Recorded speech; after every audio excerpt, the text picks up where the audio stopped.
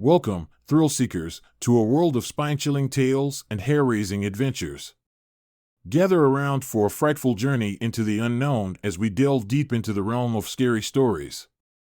Buckle up, hold on tight, and get ready to experience a rush of terror like never before.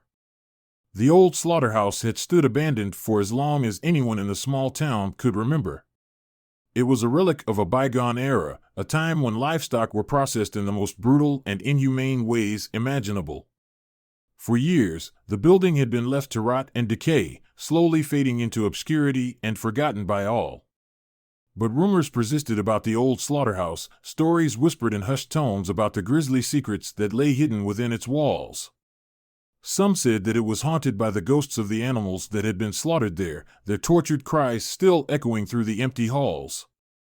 Others claimed that it was cursed, that those who entered its doors would never return. Despite these warnings, a group of teenagers had decided to explore the old slaughterhouse for themselves.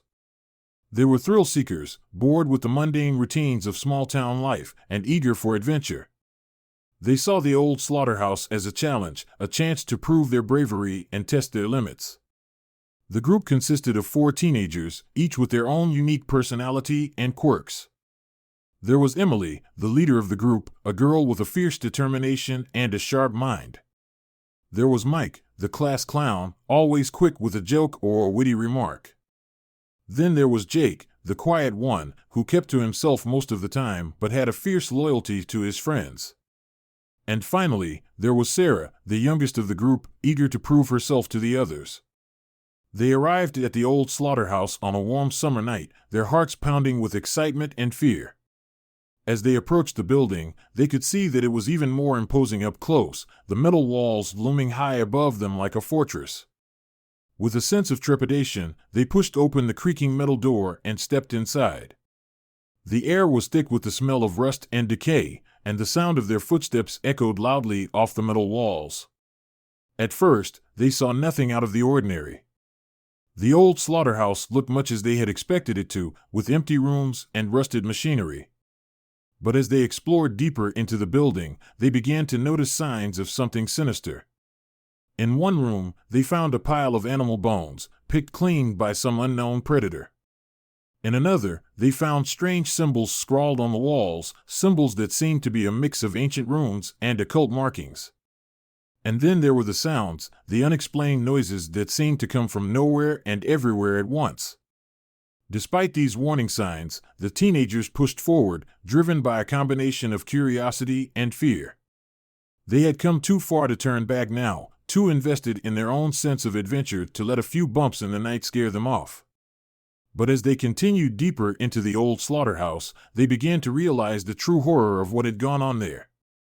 The rooms they explored grew more and more gruesome, with evidence of torture and mutilation scattered throughout. They found rooms filled with cages, each one holding a different animal, all of them staring back at them with wide, terrified eyes. And then, they found the room. It was at the far end of the building, hidden away behind a heavy metal door. As they pushed it open, they were hit with a wall of stench, a smell so putrid that it made them gag. Inside, they found what could only be described as a laboratory, with tables covered in strange instruments and jars filled with unidentifiable fluids. But it was the centerpiece of the room that made their blood run cold. On a raised platform in the center of the room, there lay a creature, or what was left of one. It had been sewn together. As he walked through the halls, he heard strange noises coming from deep within the factory. It sounded like the clanging of metal and the hissing of steam, but it was distant and eerie. It made him feel uneasy, but he couldn't let his fear get the best of him. He had to find out what was going on in this place. As he approached the back of the factory, he saw a dim light coming from a doorway. He cautiously peeked inside and saw a room filled with strange machinery. There were conveyor belts, hooks, and saws everywhere. But what really caught his eye was the large metal vat in the center of the room. It was filled with a thick, red liquid that looked like blood. He felt sick to his stomach and stumbled backwards, knocking over a pile of boxes.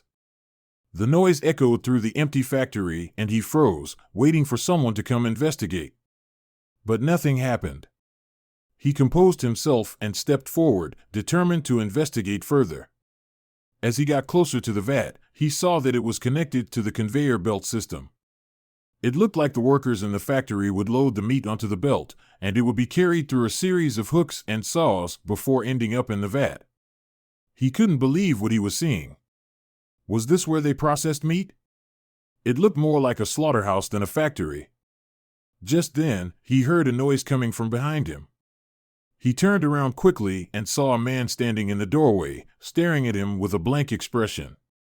"Who are you?" the man asked, his voice devoid of emotion.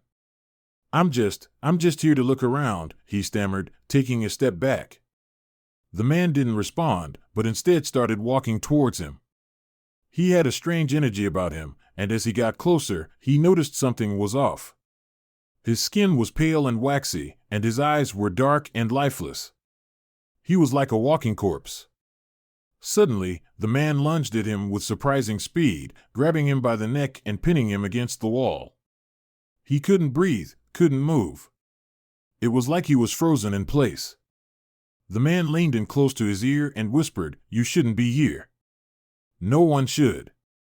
And just like that, he was gone. Disappeared into thin air. He stumbled backwards, gasping for air, and ran towards the door. As he made his way out of the factory, he couldn't shake the feeling that he had just witnessed something truly horrific. Something that should have remained hidden in the shadows. He knew he had to report what he had seen to the authorities, but he also knew that they might not believe him. Who would believe that a factory could be a front for a slaughterhouse? And who would believe that the workers there were using human flesh as meat? He couldn't let the secret of the old slaughterhouse remain hidden, but he also couldn't shake the fear that it would consume him. The grisly secret of the old slaughterhouse would haunt him for the rest of his days. As the night draws to a close, we bid farewell to the terrors that haunted us and the spine-tingling tales that kept us on the edge of our seats. Remember, the darkness may linger, but the dawn always brings a new light. Until next time, stay safe, stay curious, and never stop exploring the mysteries of the unknown.